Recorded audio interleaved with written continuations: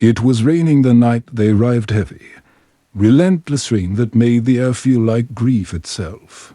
The headlights of the black Rolls-Royce cut through the storm as it crawled up the serpentine driveway toward the mansion on the hill.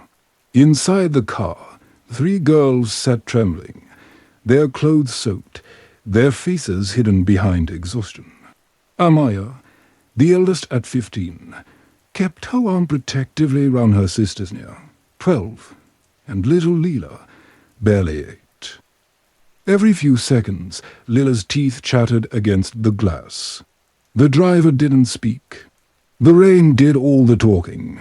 When the iron gates finally closed behind them, the world outside seemed to vanish. The house stood like something from another life, glass and stone, modern yet ancient in its silence. It was said to be the home of Darius King, one of the richest men in the state, a black billionaire who'd risen from nothing, a name whispered with reverence and envy alike. The front doors opened before they could knock. Darius himself stood there, framed by warm light and marble floors. His presence was magnetic, his skin deep as obsidian, his eyes unreadable but kind. He carried no umbrella. The rain streamed down his tailored coat. "You're safe now," he said softly. His voice had that impossible calm, like someone who could command storms just by speaking. Amaya hesitated. She had been told all her life that men who smiled like that wanted something. But Nia stepped forward first, clutching the tattered red scarf their mother had left behind. "They said you'd help us," she whispered. Darius knelt. I leveled with her. "Help is what I'm here for." Inside, warmth struck them like sunlight after years of winter. The walls gleamed with artwork, and somewhere deeper in the mansion, faint jazz floated through hidden speakers. A housekeeper appeared, wrapping each girl in soft towels, while another brought steaming cups of cocoa. The sisters looked round, half expecting the illusion to shatter.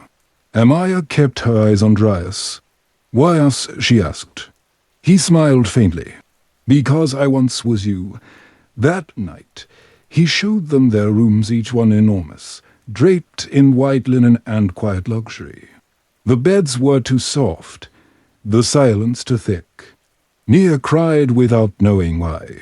Lila traced her fingers along the brass compass that sat on the nightstand, its needle trembling toward north.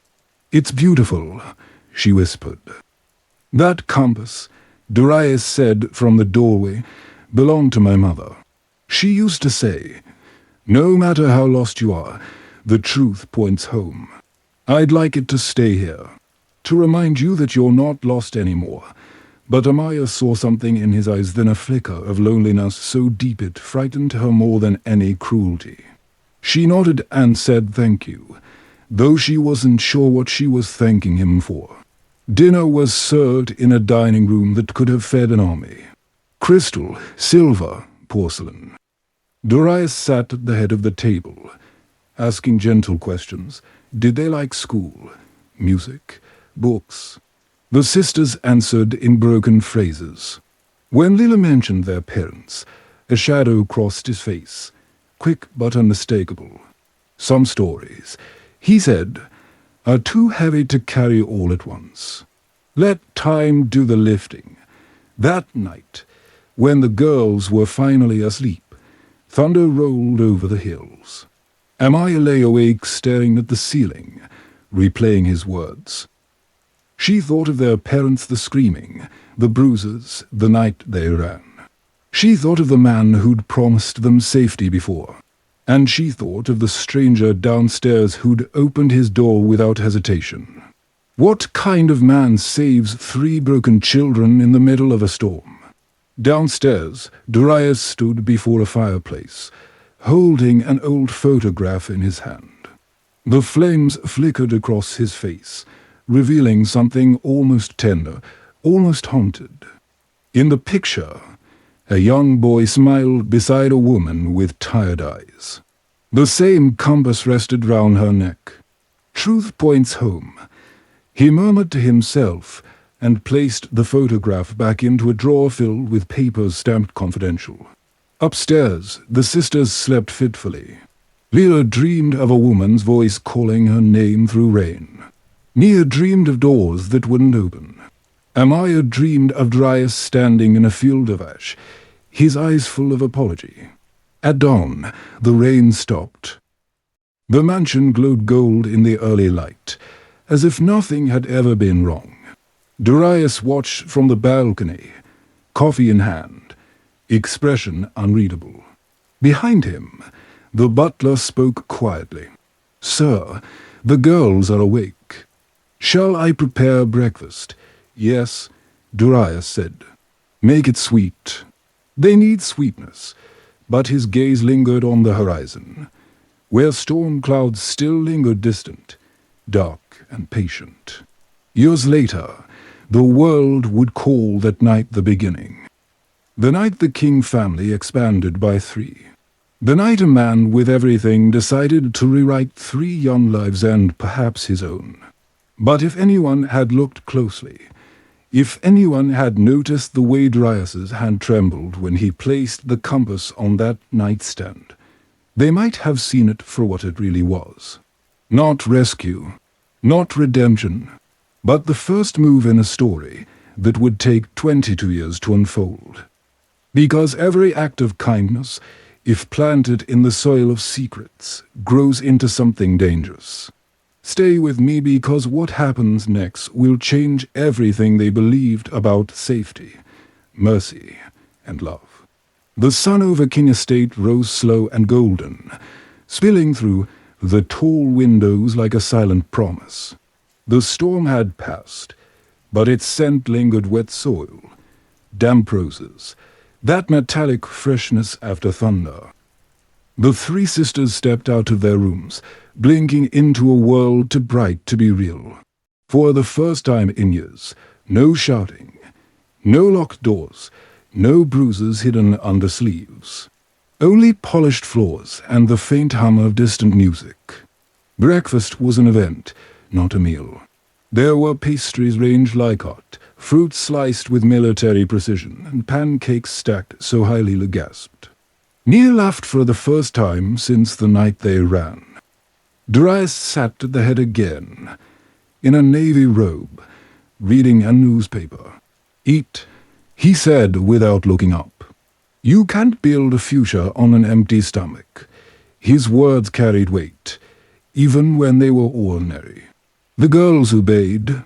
Amaya watched him carefully, the stillness in him, the deliberate way he folded the paper. He didn't ask about their parents this time, nor did he offer information about himself. Every story he told seemed half true, polish for performance. "You built all this from nothing?" Mia asked, pouring syrup too fast. Darius smiled, eyes soft. "Not nothing. I had hunger. That's something." He looked directly at Amaya then, as if he recognized that same hunger in her. The room went quiet. For a moment, she felt like he could see the exact memories she tried to bury the nights of fear, the secret guilt that she hadn't been able to protect her sister sooner. She looked away first. After breakfast, the housekeeper, Ms. Ruth, gave them a tour. The mansion had wings. Literally, an east wing filled with art and music rooms, a west wing with a private library, offices, and something they weren't allowed to enter, a long hallway ending in a locked steel door. "What's behind it?" Lila asked Ms. Ruth smiled tightly. "Nothing you need to worry about, dear Mer. King keeps his past there." The words hung oddly. Even as children, they could sense when adults were lying. That afternoon, Darius introduced them to tutors. Private lessons in literature, math, and ethics, his word, not theirs. "Education is freedom," he told them. "It's how I bought my first company. It's how you'll buy your future." The sisters adapted differently. Amaya studied like her life depended on it. She was sharp, observant, disciplined. Darius favored her subtly, always challenging her to think bigger, faster. Nia, the middle one, loved art. She filled sketchbooks with portraits of the house, of Ruth, of Darius himself. She drew him with angel wings once, then burned the page after a nightmare. Lila was restless, curious. She wandered halls at night, following the soft buzz of hidden machinery, the flicker of blue lights under the floorboards. Once, she found a locked door with a keypad near the library. She pressed her ear to it, hearing faint beeping, then whispers. When she told Nia, her sister laughed nervously. "You've been watching too many spy movies," but Amaya didn't laugh. "Don't go near it again," she warned. "We're safe here. Don't ruin that." Lila didn't argue, but she dreamed about the door that night. In her dream, it opened, and the voice of their mother came through soft, broken, saying, "Don't trust the light." Weeks became months, school lessons turned into private mentoring. Darius began taking meetings in the study with powerful people, politicians, CEOs, investors. From the upstairs balcony, the sisters could see their faces, men in suits, women with diamond watches, all nodding when he spoke. To the outside world, the story was beautiful. Billionaire adopts 3 orphan sisters after abuse scandal. The media adored it. Cameras arrived, photo shoots followed. Darius placed a protective hand on Amaya's shoulder during one interview, smiling for the flash. "They're my daughters now," he said. "They remind me what I fought for." But behind the cameras, he was quieter, withdrawn. One evening, Amaya found him sitting alone in his study, staring at an old ledger. She saw the names listed, rows of figures, dates she didn't understand. One name stood out: Raymond Holt. Her breath caught. That was their stepfather's name. Before she could speak, Darius closed the book. "You shouldn't be here," he said gently, but his voice held steel. "Curiosity without direction becomes danger. I wasn't. Don't lie to me, Amaya." Not in my house. It was the first time she saw him angry. Not loud, but cold, surgical. She backed away, heart racing. Later that night, she told Nia. Who told her to let it go?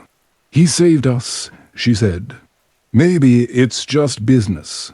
Maybe Holt owed him money or something." But Amaya couldn't sleep. She kept seeing his eyes when she said that name, how something flickered behind them. Not guilt, not fear. Recognition. Still, life continued, polished and predictable. Lila learned piano. Nia's art hung in the hallways. Amaya earned her first scholarship at 16. Darius beamed like a proud father. Yet some nights, when the house went silent, the power flickered for a split second, and faint voices echoed from behind that steel door. It was always the same tone, low, desperate, male. Then static. Then nothing. One night, Lila crept from her room again, bare feet silent on marble. She followed the light under the door, whispering, "Mama." A voice answered, not hers. "Go back to bed, Lila." She froze. It was Darius. He was standing in the shadows, face half-lit by the glow of the security panel. "You shouldn't wander," he said softly. "I heard someone," she whispered. He smiled, almost tenderly. "You heard the past. It lives here too. Go sleep." When she turned away, she didn't see his expression darken the faint tremor in his hand as he entered a code, the door clicking open just enough for a strip of red light to spill across the floor. Inside that room waited the one thing he couldn't erase, the origin of their pain and his own. He looked at it for a long time that night, whispering words no one heard. Upstairs, Amaya dreamed again of the compass needle spinning wildly, no longer pointing north. And though the mansion slept in peace, something inside it had begun to stir. Because safety, when built on secrets, is only another kind of prison. The rhythm of the house became predictable. Tutors came and went, lessons were learned, photos were taken for magazines that called the sisters symbols of hope. But within that perfect rhythm, something faintly discordant pulsed like a heartbeat under floorboards. Amaya felt it most. A soft tension threaded through every luxury, every compliment, every morning smile Darius offered across the breakfast table. She began noticing details: locked drawers, hushed phone calls, the Waymares. Ruth always deflected questions about the West Wing. It was Lila who found the courage or the recklessness to press further. One quiet afternoon, when the sun slid across the marble floors and the house seemed asleep, she crept back to the steel door. The keypad's numbers were smudged, as if touched often by nervous hands. 1, 4, 7, 0, 4 keys worn down to a dull sheen. She hesitated, then pressed 1 for 7-0. A red light blinked. Denied. She tried again, reversing it to 7 for 1. This time, the light turned amber. She held her breath, heart pounding, and then click. The door released with a hiss of air. Behind it lay a narrow stairwell spiraling downward. The air grew colder, tinged with metal and something chemical. She descended only a few steps before fear rooted her in place. She could hear something, a faint humming, like machines breathing. And beneath that, a voice. Not human, but recorded. A man's voice looping the same words again and again. Test failed. Sequence incomplete. King will not approve. Lila fled. She didn't stop until she reached the sunlight of the music room. Her chest heaved. Mia found her there minutes later, pale and shaking. What happened? There's something down there, Lila whispered. Machines, voices. They said his name. Mia frowned, half dismissive, half afraid. You probably heard one of his interviews playing. No, it was different. Like people trapped in metal. That night, Lila tried to tell Amaya. But Amaya's focus was elsewhere. Her scholarship test was days away, and Darius had promised to help her get into his alma mater. We have to stop imagining ghosts, she said, not unkindly. He's done everything for us. Don't ruin it with stories. Yet when she looked into Lila's trembling eyes, something inside her twisted. She wanted to believe her sister was wrong. But she couldn't forget the way Darius had reacted to that ledger, the name Holt, and the anger behind his calm. The next morning, Darius called Amaya to his office. The room smelled faintly of leather and coffee. He gestured for her to sit. You've grown, he said, smiling. Not just taller, stronger. You remind me of myself at your age. Amaya folded her hands. Thank you, sir. Sir, he chuckled softly. You can call me Dad now. You know. The word caught in her throat. He had been their protector, provider, teacher, but not their father. She forced a polite smile. Of course, Dad. He seemed pleased, but his eyes stayed sharp. You're curious, Amaya. That's good. Curiosity builds empires. But it can also burn them down. You've been looking at things you shouldn't. Her blood ran cold. I don't understand. He leaned forward. The study, the ledger. You saw names you can't yet comprehend. Those men Holt, Waverley, and the rest were part of a world I skipped. A world that hurt people like us. That hurt you, so you knew him, she said quietly. He didn't deny it. I knew him. And I destroyed him. That's how I found you. The silence that followed was heavy, almost sacred. Amaya wanted to believe him. Wanted to believe that her savior had been her avenger too. But something about his voice calm, rehearsed, made it feel less like truth and more like performance. "Why didn't you tell us?" she asked. "Because children deserve freedom before they inherit pain," he replied. "And because some stories sound like lies until the world is ready to hear them." Later that day, Nia caught Amaya staring at the compass on Lila's nightstand. The needle no longer pointed north, it spun slowly, endlessly, as if magnetized by something beneath the floor. "Do you ever think about going back?" Nia asked suddenly. "Back where? To before. To the old house. To Mom." Amaya shook her head. "There's nothing left there. But what if there is?" Nia pressed. "What if he found us for a reason that isn't just kindness?" They both fell silent. Somewhere in the house, the power dimmed for just a second. The air conditioning paused. Lights flickered, and from far below the west wing came a brief metallic clang. That night, Amaya couldn't sleep. She got up, barefoot, and walked the silent halls. When she reached the steel door, she found it locked again, sealed tight. Yet on the floor beside it was a single piece of paper, slightly damp, with 3 words written in red ink. "Do not forget." She turned it over. On the back, faint embossed letters read, "King Research Division, Project Rebirth." She stared at it until the letters blurred. Behind her, the floor creaked softly. She spun around. No one. Only shadows. When she returned to her room, Lila's bed was empty. Panic seized her. She searched the halls, whispering her sister's name. Downstairs, a light glowed faintly under Darius's office door. She approached, heart thundering. Through the gap, she saw him sitting at his desk, face illuminated by a screen. And beside him, Lila stood perfectly still, eyes wide, as he spoke to her in that low, commanding tone that could sound like love or hypnosis. "Do you trust me?" he asked. Lila nodded.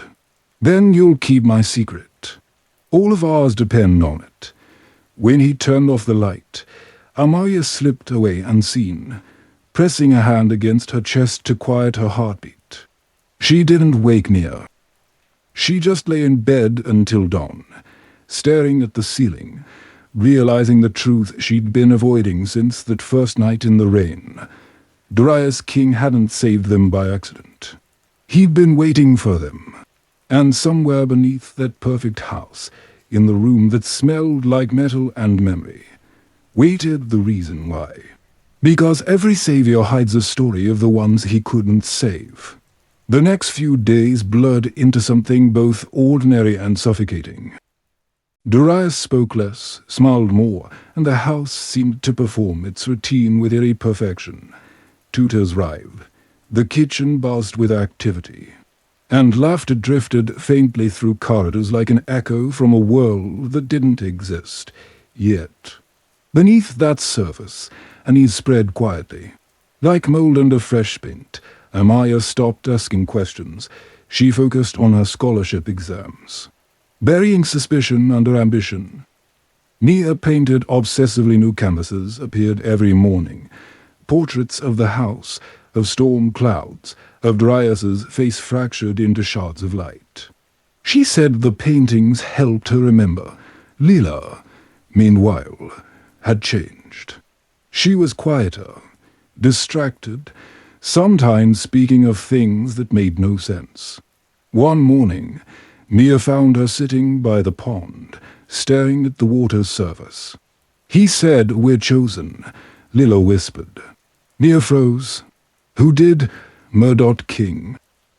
Lila's reflection rippled with the breeze. "He said we're special, that we were meant to come here, that Mom knew." Mom. Nia laughed uneasily. She didn't even know him. "That's what I thought too," Lila murmured, until he showed me the picture. Mia's voice sharpened. "What picture?" But Lila only shook her head. "I promised not to tell. That word promised haunted me all day. By evening, she couldn't stand it.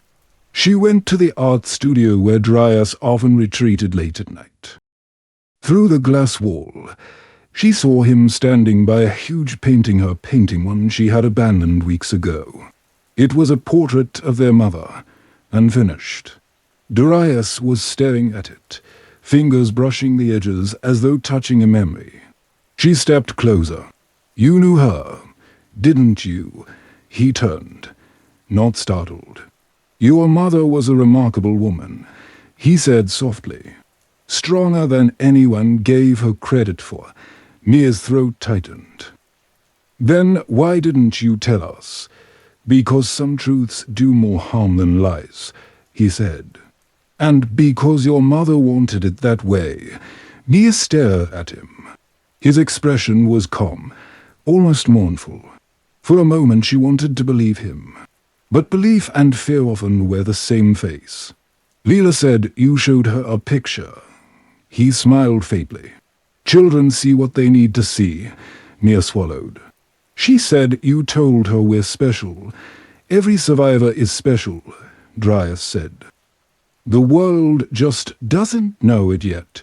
His words could have been comforting, but they lingered in her chest like smoke. When she turned to leave, he called after her.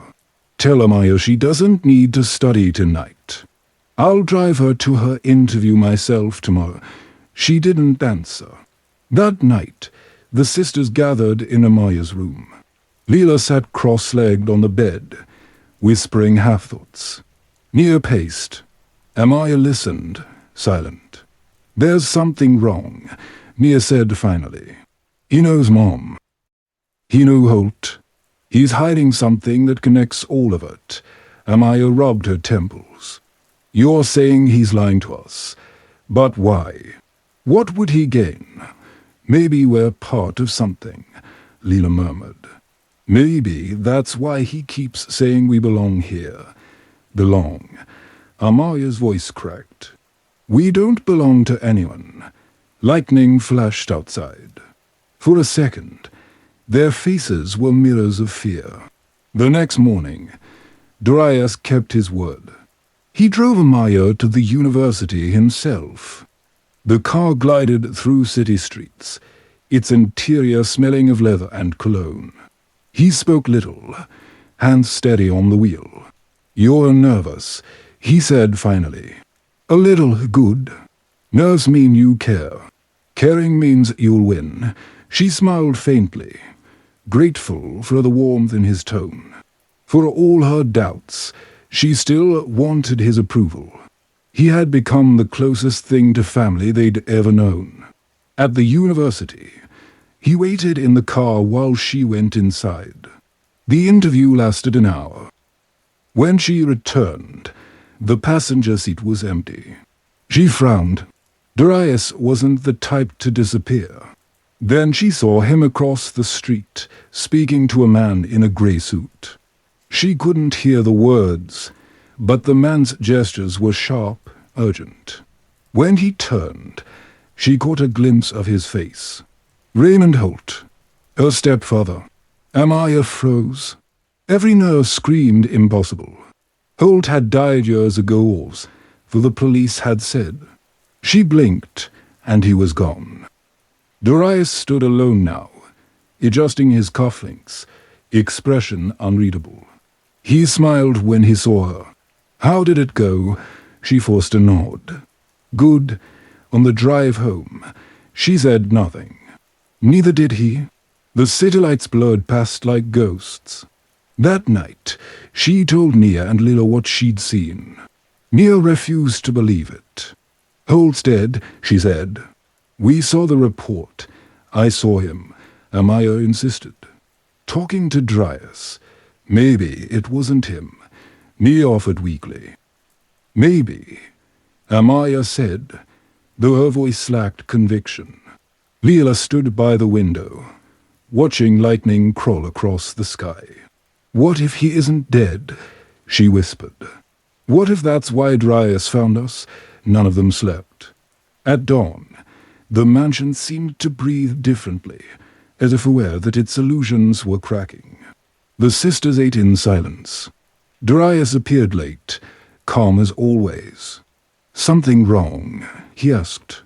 Amaya looked up from her untouched plate. "I saw someone yesterday. A man I thought was dead." He didn't flinch.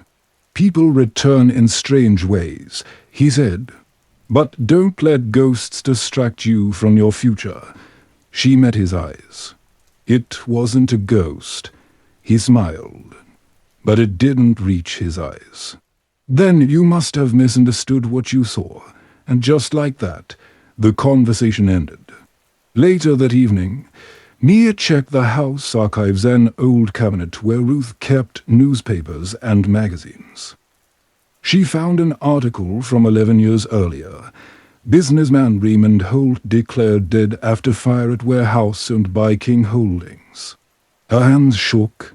She ran to show Amaya, but when she returned to the cabinet, the article was gone. Only ash flakes remained in the drawer. She turned slowly. Darius stood in the doorway, holding a lighter. "Curiosity," he said softly, "is a dangerous inheritance." Then he closed the door, leaving her in the dark with only the smell of smoke and the sound of her heart beating too fast to count. Because promises made in mercy often end as lies told in fear. The next morning dawned quiet, almost too quiet, as if the house itself were holding its breath. Darius had left early for a business trip to New York, also Ms. Ruth claimed. Without his presence, the mansion felt emptier but strangely alive, the kind of silence that whispers instead of rests. Amaya sat on the balcony outside her room, watching fog curl over the hills. Below, Mia painted furiously, her canvas drenched in red and black. Lila wandered barefoot through the garden, humming a tune their mother used to sing. None of them spoke about the burned article, but each carried its ghost. By noon, curiosity overpowered fear. Amaya approached Ms. Ruth in the kitchen. "How long have you worked for Mr. King?" Ruth's knife paused mid-slice. "Long enough to know what happens to those who ask too many questions." Amaya's jaw tightened. "He said you were like family." The older woman gave her a look both pitying and stern. "Families keep secrets, child. That's what keeps them standing." That night, Amaya found Mia in the art room, staring at one of her new paintings. It was unfinished, just rough outlines of 3 girls holding hands beneath a burning house. "You ever feel like he's watching even when he's not here?" Mia asked. "Yes," Amaya admitted. Mia turned, eyes wide. "Then you feel it too." They both fell silent as thunder rolled distantly. Lila burst in moments later, clutching something, a small key, tarnished and old. "It was under my pillow," she said breathlessly. Amaya frowned. "Did you put it there?" Lila shook her head. "No. But there was a note with it." She handed over a scrap of paper. Scrawled in shaky handwriting were the words, "He's not who he says he is." Mia grabbed it. "Who wrote this? I don't know," Lila said. "But it smells like the room downstairs." That sentence made Amaya's stomach tighten. She remembered the cold air, the humming machines, the red light spilling from beneath the steel door. She wanted to throw the key away but couldn't. It pulsed in her palm like something alive. Hours later, when the others were asleep, Amaya crept to the west wing. The hallway felt longer at night, the shadows thicker. She reached the steel door and crouched beside it. The keypad blinked softly, waiting. She inserted the key into a small slit beneath the pad, half expecting an alarm. Instead, There was a low click, and the door eased open. The air hit her like ice. Inside, the stairwell spiraled downward into darkness. She hesitated, then descended. The hum grew louder machinery, ventilation, maybe servers. At the bottom, she found a room lined with glass walls.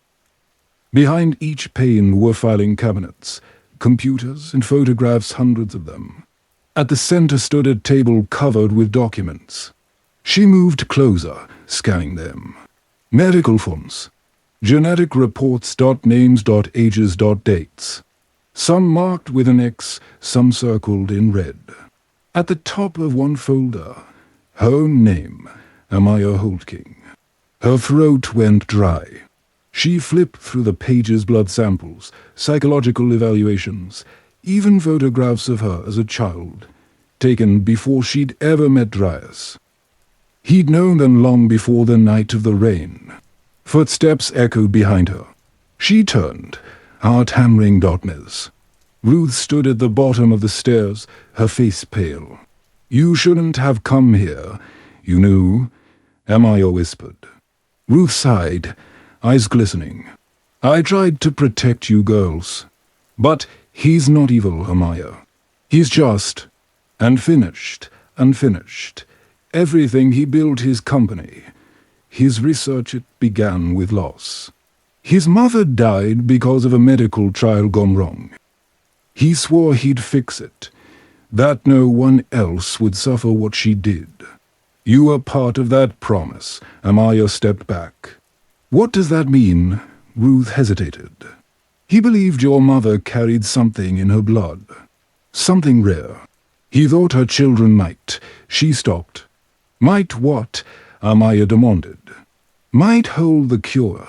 The words felt unreal.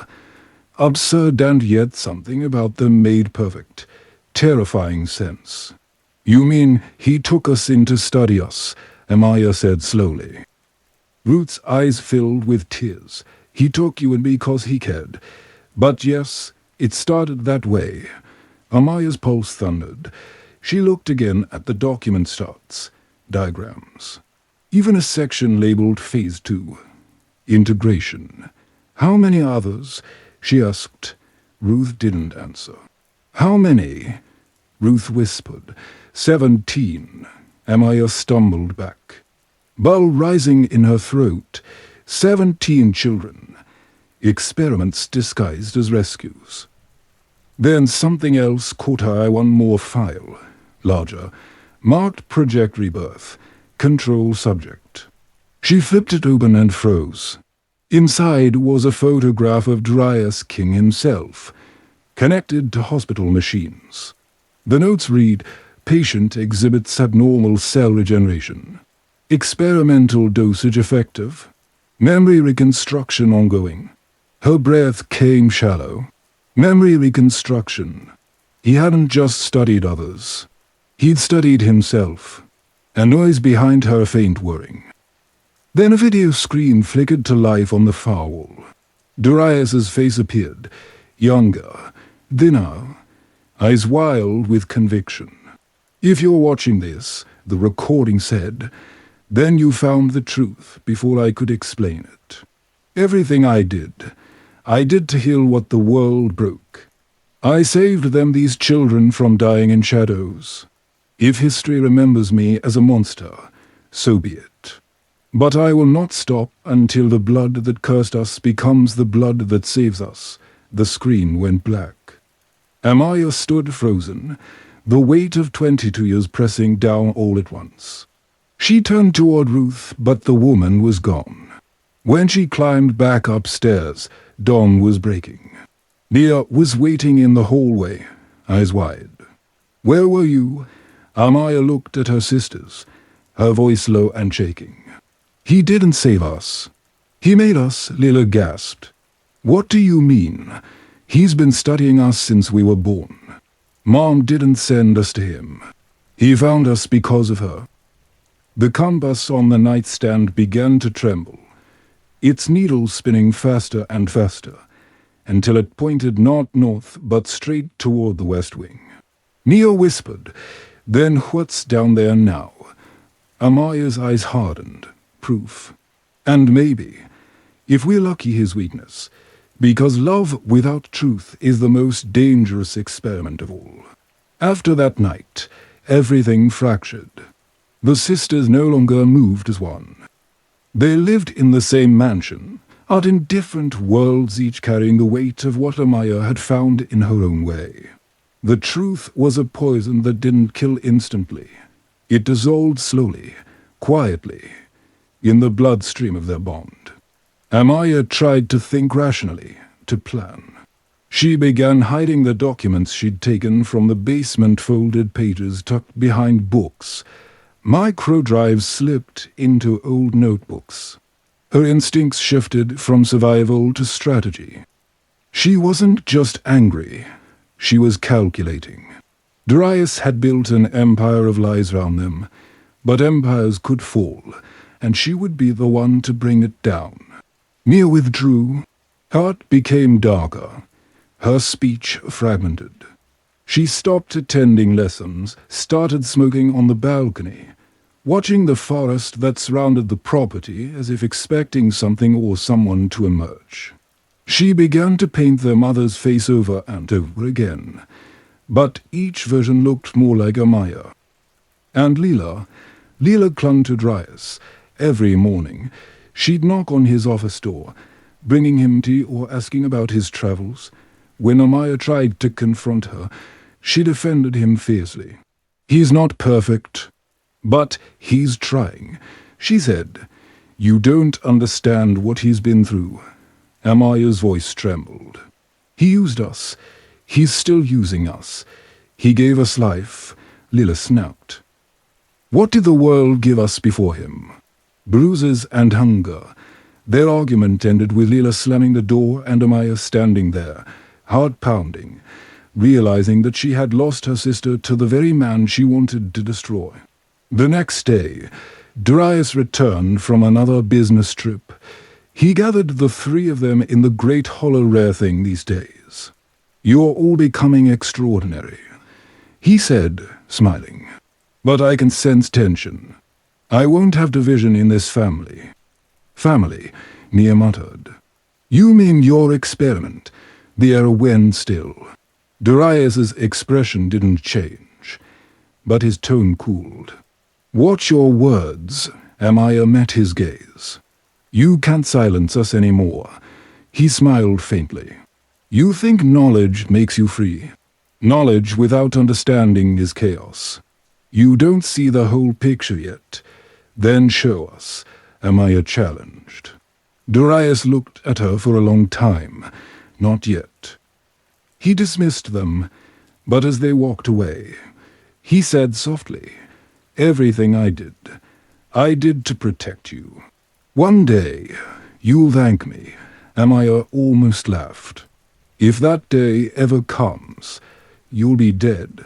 His smile didn't falter, but his eyes hardened. "Then perhaps that's the price of truth." That night, his storm rolled in again, thunder rumbling across the hills, lightning splitting the sky. Mia disappeared for hours, only to return drenched and trembling. She wouldn't say where she'd gone, but Amaya saw red clay on her shoes, the kind from the woods near the estate's fence. "Did you find something?" Amaya asked. Mia looked at her, eyes empty. "There's a grave out there." Fresh, Amaya's heart clenched. "Whose? I don't know. There's no name. Just a compass carved into the stone." The room went cold. They didn't sleep. Lila refused to talk to them, retreating into Darius's orbit entirely. She began wearing a silver bracelet he'd given her, etched with the words "Trust the light." Amaya recognized the phrase. It had been scrawled on some of the lab documents. "He's conditioning you," she warned her. Lila's eyes burned. "You don't know what you're talking about." Days passed. The sisters became shadows of their former selves, ghosts moving through a golden caged atmosphere. Ruth avoided them. Darius worked late nights, his study door locked, phone calls muffled behind their coke. Then, one evening, Amaya received an envelope slid under her door. Inside was a single photograph, her mother, pregnant, standing beside Darius King. On the back, in faded ink, "Truth points home." Her hands shook. She ran to Nia's room, but it was empty. Panic surged through her as she tore through the halls, calling her name. When she reached the west wing, the steel door was open again. She descended the stairs, calling out. Nia. No answer, only the steady hum of machines. The glass-walled lab was darker than before, half the lights flickering. And then she saw her Nia, standing before one of the glass panels, staring inside. Amaya followed her gaze and froze. Inside the glass was a hospital bed, and on it lay another girl. Her face was pale, lifeless but identical to Nia's. Amaya's knees weakened. "What is this?" Nia whispered. "He made us twice." On a nearby monitor, Amaya saw the file name, Phase 3, Continuity Subjects. Each photograph showed children who looked like them, slight variations in hair, eyes, expression, but all versions of the same three sisters. The screen blinked. Another name appeared. Old King Genetic Sequence, Final Integration Subject ready for activation. Amaya grabbed Nia's arm. "We need to leave. Now." But as they turned, Darius stood at the foot of the stairs. Calm, composed, dressed in black. "You shouldn't be here," he said quietly. Nia's voice shook. "You cloned us." He didn't flinch. "I preserved you. The world destroys black genius before it blossoms. I built something eternal." Amaya's rage broke through her fear. "You played God." He stepped closer, his voice trembling with conviction. "God abandoned us. I did what he wouldn't." For a moment, they just stared at each other, savior and saved, creator and creation. Then Amaya grabbed Nia's hand and ran. Darius didn't chase them. He only whispered, "You'll come back. You always do." By morning, they were gone. The storm had ended, and the sisters fled through the forest toward the city lights. But when they reached the edge of the property, Amaya realized Lila wasn't behind them. She turned back toward the mansion, where one light still glowed in an upstairs window. Lila stood there beside Darius, her face calm, almost radiant. He had already chosen his heir, and for the first time in her life, Amaya understood what it meant to lose everything twice. Because sometimes the price of freedom isn't leaving, it's leaving someone behind. The city looked nothing like freedom. Amaya and Nia drifted through its noise like ghosts, sleeping in cheap motels, surviving on takeout and paranoia. The neon lights, once symbols of escape, now flickered like warnings. Every siren made them flinch. Every mirror felt like a window someone could see through. They had escaped the mansion, but Darius King still lived inside their heads. Amaya carried a backpack filled with evidence, copies of the documents, photos, a flash drive she'd stolen from the lab. It wasn't enough to prove what he'd done. Not yet, but it was something. Nia barely spoke. She spent her days sketching strangers in cafes. Her nights drinking to silence the memories. Sometimes she woke up crying, whispering their mother's name. Amaya tried to stay strong, but her own reflection was beginning to frighten her tired eyes, trembling hands, a voice too much like Darius's when she made plans. They stayed that way for weeks until one morning, a news broadcast changed everything. King Biotech announces new breakthrough. Project Rebirth enters final testing phase. Founder Darius King calls it the cure for generational disease. The image behind the anchor showed Darius standing on a stage, radiant, triumphant. And next to him, smiling, hand in hand with him, was Lila. Amaya froze. She turned up the volume, Mr. King's daughter and research partner, Lila King, will lead the next generation of medical innovation under his guidance. Daughter. Partner. Not sister. Mia dropped her coffee. He's rewritten her, she whispered. He's rewritten everything. Amaya's mind went cold. He's erasing us. She opened her laptop and began tracing connections, corporate holdings, shell companies, government contracts. King Biotech had exploded in influence since they'd fled. Every headline praised him as a humanitarian visionary. No mention of abuse, of lost children, of buried graves in the woods. He had bought silence, sculpted reality, and crowned himself the savior of the century. But amid the glittering news, one detail caught her attention: an upcoming gala celebrating the King Foundation's 22nd anniversary. An exclusive event. Guests from around the world. Live coverage. That was where they'd expose him. For days, Amaya didn't sleep.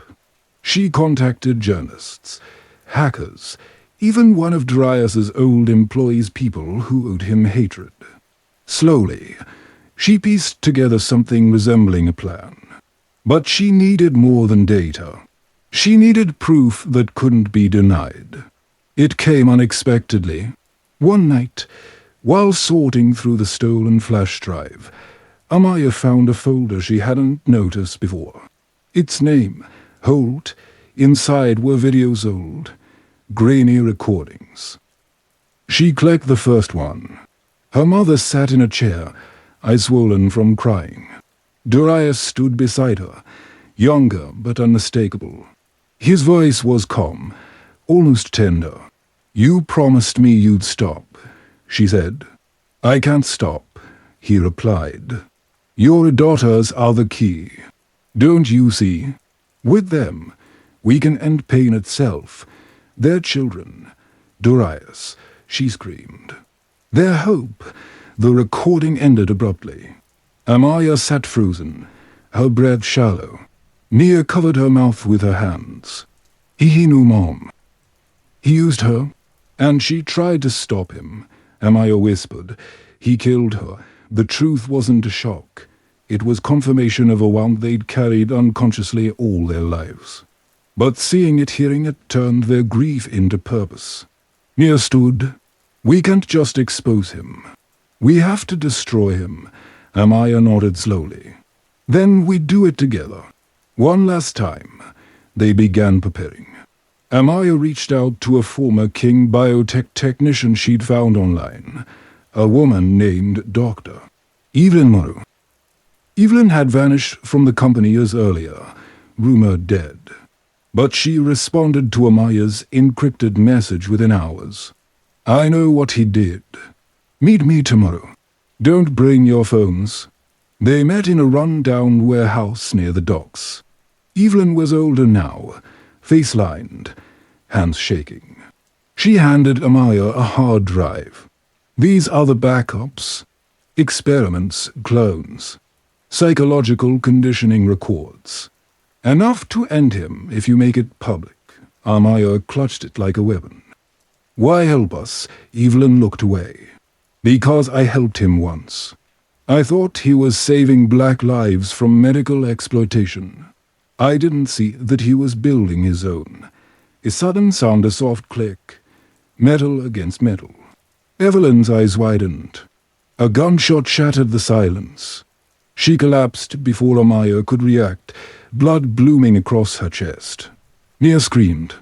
From the shadows, a man stepped forward, clean suit, cold eyes. One of Darius's security agents. Amaya grabbed Mia's hand, bolting for the exit. Another shot rang out, sparking against concrete. They ran through the rain, ducking behind cars, adrenaline drowning their grief. By the time they reached the street, Evelyn was gone and so was the hard drive. For hours, they hid in an abandoned subway tunnel. Mia trembled, whispering, "We can't win. He's too powerful." Amaya's voice hardened. Then we don't fight his way. We fight smart. She looked up at the dripping ceiling, the distant echo of the city above. We'll let him build his stage. And then we'll burn it down. In the following weeks, Amaya reinvented herself. She cut her hair, forged credentials, applied for a position at King Biotech's corporate headquarters. Her resume was flawless, her interview rehearsed. She used a different name, Michael. Within a month, she was hired. Nia protested at first, terrified, but Amaya was resolute. "He'll never see me coming," she said, "and when he does, it'll be too late." At the same time, Nia began releasing anonymous online distorted portraits of Darius, captioned with cryptic quotes from his speeches. They spread fast. People whispered. Doubt seeded itself in the Empire. The sisters didn't speak a Lila. Not aloud, but sometimes, when Amaya worked late, she'd look up at a company post to the smiling image of Lila beside Darius and feel something twist inside her. Love and rage were now the same thing. And while Darius prepared to unveil his greatest triumph, he had no idea that his two lost daughters were already inside his Empire One painting his downfall. The other Billiot. Because the most dangerous revenge is the one written in silence. Amaya's new name, Maya Cole, fit like armor. It sounded clean, professional, anonymous. She moved through King Biotech's headquarters as if she'd always belonged there. The building was a cathedral of glass and steel, filled with people who worshipped innovation but didn't question its altar. Every floor buzzed with ambition, every conversation laced with reverence from Adult King. She learned quickly. Every morning at 8, she passed the marble statue of Darius in the lobby, his hand outstretched toward a carved inscription. "Truth points home." The phrase made her stomach turn. It had been her mother's words once, a compass of hope. Darius had turned it into branding. Amaya worked in the Research Archives division, where digital records met physical storage. She was invisible, they're just another assistant cataloging files. But she had access, and every night after everyone left, she copied data, encrypted documents, and traced the trail of Project Rebirth. She discovered something horrifying. The cure Darius planned to announce at the gala wasn't a cure, it was an integration experiment. Rebirth would merge human cells with engineered regenerative DNA taken from their bloodline. The serum was derived from samples labeled whole King genome sequence .hers.ni single quote says Lila's. The same blood that had once bound them as sisters was now Darius's final experiment. Amaya leaned back from the glowing screen, hands trembling. For a moment, she couldn't breathe. Then she whispered to herself, "He's using us to become immortal." She needed to tell Nia. That night, they met in an abandoned art studio downtown. The place was filled with Nia's latest work, huge canvases slashed with color and rage. The walls screamed in paint. When Amaya entered, Nia looked up from a half-finished piece. "You're late. I found it," Amaya said, her voice low. "Project Rebirth, it's not about curing disease. It's about him. He's using our bloodline to create a genetic upgrade for himself." Nia stared, then laughed bitterly. "Of course. He never wanted to save the world, he wanted to remake it in his image." Amaya nodded. "And Lila's helping him do it." Silence fell. They both knew what that meant. Nia set down her brush. "So what's the plan?" "We destroy everything," Amaya said. "The files, the labs, his reputation. We make the world see what he really is." Nia smirked faintly. "And then we take back our names." For the first time in months, Nia smiled, not the haunted kind, but the one that remembered who she used to be. "Then we're making a pact," she said. The kind that can't be undone. Amaya nodded. Blood for blood. They clasped hands, their palms still stained with paint and ink. A week later, they began Phase 1. Nia created an anonymous art exhibition titled The Kingdom of Mercy. The pieces were symbolic twisted portraits of Darius in medical garb, angel wings dripping black oil, children behind glass. The critics called it the most unsettling social commentary of the decade, but the real weapon wasn't the art itself. Hidden within each painting was a QR code linking to fragments of confidential King Biotech data encrypted files Amaya had stolen. When scanned, they led viewers to a series of anonymous leaks hinting that King Biotech's research violated human rights laws. It went viral overnight. HASHT-AGS.debates. Investigations. The perfect storm. Meanwhile, Amaya infiltrated deeper into the company.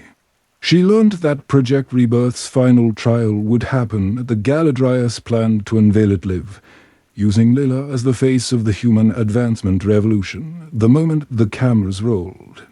He'd inject himself with the serum. The billionaire who couldn't die. She couldn't let it happen. The sisters met again 2 nights before the gala. The rain returned, as if history itself was repeating. They sat in Nia's car under a flickering streetlight. Amaya unrolled a blueprint of the gala hall. There are 3 access points. Security is tight, but during his keynote, half the team will be inside. I'll be backstage with the tech crew. When he starts the presentation, I'll override the projector and stream the footage of his experiments instead. Nia nodded. And I'll make sure every journalist in that room records it. Their eyes met. We might not make it out, Amaya said quietly. Doesn't matter, Nia replied. We've already been ghosts once. A long silence followed. Then Nia added, Do you ever think about forgiving him? Amaya shook her head slowly. Forgiveness is for people who made mistakes. He made choices. Thunder rolled above them. The same storm that had once carried them into his home now marked the beginning of his downfall. When they parted that night, Nia turned back at the door. If we don't see each other again, don't say that, Amaya cut in. Just remember, Nia continued, voice trembling. We were more than what he made of us. Amaya couldn't speak. She just nodded. The next morning, she walked into King Biotech's headquarters for what she knew would be the last time. The city was washed clean by rain, the glass tower reflecting a distorted sky. Inside, preparations for the gala were in full motion. Florists, journalists, executives. Everyone spoke his name with awe, Mr. King this, King that, as she entered the control booth. Her headset buzzed with chatter. Someone mentioned that Lila King was already rehearsing her introduction speech. For a second, Amaya's breath faltered. Her baby sister, the girl she'd promised to protect, now stood on the side of the man who destroyed their lives. She clenched her fists. Not for long, she whispered. That evening, Amaya met Nia one last time on a rooftop overlooking the city. Wind whipped round them, the skyline glittering like a circuit board. We're ready, Nia asked. Ready. They clasped hands again, sealing the promise with silence. Whatever happened tomorrow, they would face it together or die trying. Because revenge wasn't about hatred anymore. It was about truth. And sometimes, truth required burning down the world that refused to see you. The night of the gala arrived like a reckoning. King Biotech's flagship tower glittered over the city skyline, every window pulsing gold, every spotlight slicing through the fog like the eyes of judgment. The world had come to worship Darius King's promise of immortality.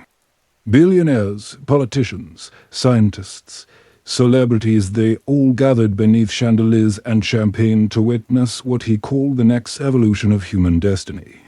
Amaya stood among them, dressed in a black technician's uniform, her ID badge clipped neatly to her chest. No one saw her. No one ever looked at the staff.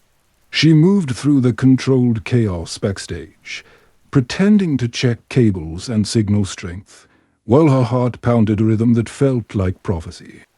From behind the curtain, she could see the stage, a grand glass platform shaped like a helix, glowing with white light. And at its center, the podium where Darius King would make history or burn. He appeared minutes later, descending the staircase with the composure of a man who'd never known defeat. His suit was white, immaculate, his eyes catching every camera like he'd rehearsed eternity. At his side walked Lila, radiant in silver, her hand clasped round his arm. When Amaya saw her, the air left her lungs. Lila looked older, sharper, her innocence replaced by something polished, practiced. Yet beneath the poise, Amaya thought she saw a flicker of the little girl who used to hum in the garden. Then the orchestra struck a chord, and the crowd fell silent. Darius began to speak. His voice filled the hall, smooth and commanding. For centuries, humanity has feared its limits. But tonight, we rewrite that story. Tonight, we are reborn. Applause thundered through the room. Amaya turned to the control booth where she'd rigged her access. The system's interface glowed faintly, one command away from uploading the truth. She'd timed it perfectly. Once the feed went live, the world would see the files she'd prepared, the lab videos, the genetic reports, the testimonies of the vanished. Every lie he'd ever told would unravel in front of billions. Her earpiece crackled. Nia's voice whispered, "I'm in position. Cameras are rolling." Amaya's fingers hovered over the keyboard. On stage, Darius gestured to Lila. "My daughter, my legacy, Lila King, will show you what's possible when fear dies and courage takes its place." Lila stepped forward. "My father has dedicated his life to giving humanity freedom from suffering. What you'll see tonight is not just science, it's love made real." Amaya's stomach turned. Love made real. That's exactly how Darius used to justify his cruelty. Nia's voice came again, faint but urgent. "Do it now, Maya." Before he starts the injection, Amaya entered the first command. The projector lights flickered, then steadied. A warning flashed across her screen, "Unauthorized access detected." She cursed under her breath and typed faster. On stage, Darius smiled, oblivious. And now, the final test. The moment our species transcends the fragility of flesh, he reached for a small silver case, opening it to reveal a vial glowing pale blue. The rebirth serum. Security guards began to shift near the aisle's corporate soldiers in tuxedos. Nia's whisper turned frantic. "Something's wrong." They're closing the exits. Amaya's heart thudded. She slammed the enter key. The main screen behind Darius flickered, and for a heartbeat, her mother's face appeared. The audience gasped. Then came the audio. Their children, Darius, their hope. The footage looped once before the system cut to black. Murmurs rippled through the crowd. Darius froze, his perfect composure cracking for the first time. Amaya smiled grimly. "Got you." Then the lights exploded. Every screen in the room flashed white. Alarms wailed. Smoke poured from the projectors. Security swarmed. Amaya ducked under a console as the control booth filled with shouts. Someone grabbed her, one of the tech managers. "What the hell did you do?" She shoved him back and bolted. Through her earpiece, Nia was screaming. "They found me." They static. Amaya tore through the backstage corridors, adrenaline burning her lungs. She pushed past crew members, ducked behind props, searching for an exit. But when she turned a corner, she froze. Lila stood there, waiting. "Hello, Maya," she said softly. Amaya's mouth went dry. "You remember?" "Of course I do." Lila stepped closer, her voice steady to calm. "You shouldn't have come back. You're ruining everything, everything," Amaya spat. "He murdered our mother. He lied to us. He made us into his science project." Lila's eyes shimmered with emotion. "He saved us. You were too young to understand. The world would have broken us. He made us unbreakable." "No," Amaya said, trembling. "He made us hollow." Behind them, chaos raged, sirens, shouts, running feet. The gala was dissolving into panic. Darius's voice thundered over the speakers, controlled fury disguised as calm. "Security, seal the building. We have been attacked by saboteurs." Amaya took a step forward. "Come with me, Lila. Please." Before it's too late, Lila's gaze flickered one heartbeat of hesitation. Then she whispered, "He said you'd say that," and she pressed something into her palm. A small black device. Amaya looked down, realized too late that it was a trigger. The explosion tore through the lower levels. The floor trembled, glass shattered, screams filled the air. Amaya was thrown against a wall, her vision fracturing into flashes of light and smoke. Through the haze, she saw Darius shield Lila as debris rained down. Pain seared through her arm. Blood, noise, fire. She crawled toward the service exit, coughing, barely able to breathe. Somewhere in the distance, Nia's voice called her name, but it sounded far away, fading as she stumbled into the alley outside. The night was ablaze. The tower that bore their name, King, was burning. And above it all, his voice echoed from a surviving loudspeaker, calm as scripture, "Even fire cannot kill truth. The world will remember this night as the dawn of rebirth." Amaya looked back, tears cutting through soot on her face. "Not if I'm still alive," she whispered. Because survival wasn't enough anymore. Now it was war. The fire burned for 16 hours. The tower that once symbolized salvation turned into an inferno of collapsing glass and twisted metal. News stations replayed the footage on loop. Darius King leading survivors out of the blaze, his white suit streaked with soot, but his composure unbroken. The world called him heroic. No one mentioned the screams inside, the security lockdowns, the missing employees. No one mentioned that 2 of those missing were his own daughters. Amaya woke up 3 days later in a hospital on the city's edge, her body bruised, her arm fractured. The police questioned her briefly, but her fake ID Maya Cole protected her for now. They assumed she was part of the tech crew who'd barely escaped. She said little, feigned confusion. Inside, she was calculating.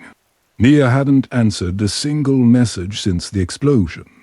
When Amaya finally found her, she was in an abandoned subway tunnel again, sitting in the shadows with her sketchbook.